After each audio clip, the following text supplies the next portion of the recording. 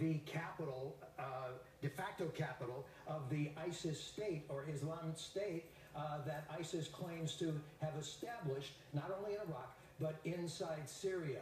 But I can tell you that these are aimed at command and control, fuel depots and the likes, but they are not aimed, and this is one of the problems with the kind of airstrikes that are being conducted now, they are not aimed specifically at ISIS leadership targets, in part because the U.S. doesn't have sufficient intelligence, and to do that, they would actually need some boots on the ground, according to military officials we're talking to. And nobody is under any illusions here in this building that these airstrikes, even if they continue, would mean the end to ISIS.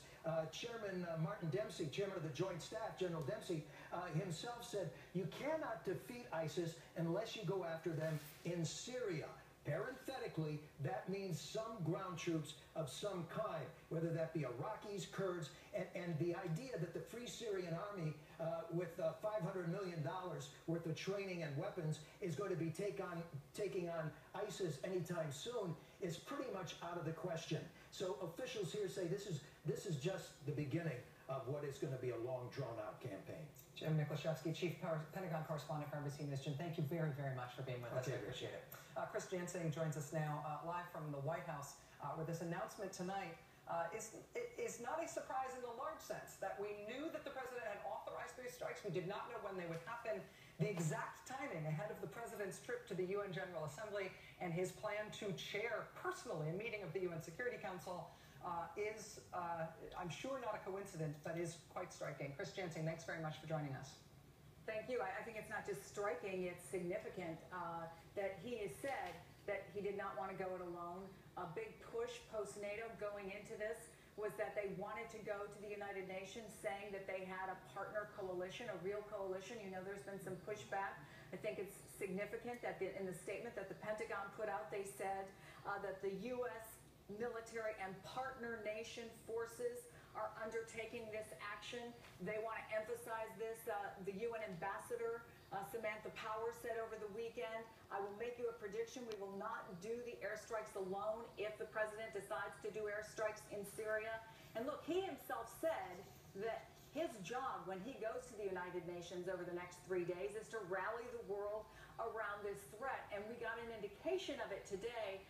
There was a briefing by senior administration officials talking in particular about the threat of foreign fighters, where Americans, Europeans go over to Syria, train, come back and pose a threat. And we know that there are more than 100 Americans that intelligence officials have been tracking. And what senior administration officials described today was a magnitude and scale of a problem that is extremely worrying and dwarfs what we've seen before.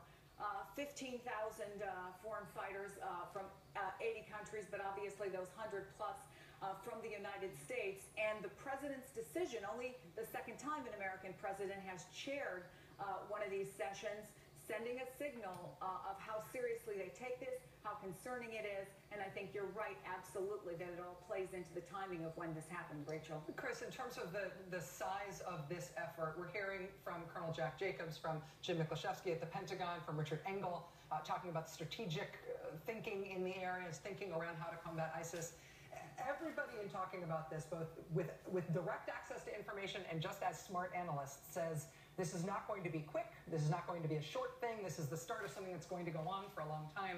Is the White House talking about a larger call-up of Americans to support this level of expanded airstrikes? Obviously, those pilots never go up alone, even in single-seater aircraft. It takes a huge, huge effort on the ground to support ongoing airstrike campaigns like this. Do we expect that there's going to be more U.S. troops called up to support this effort?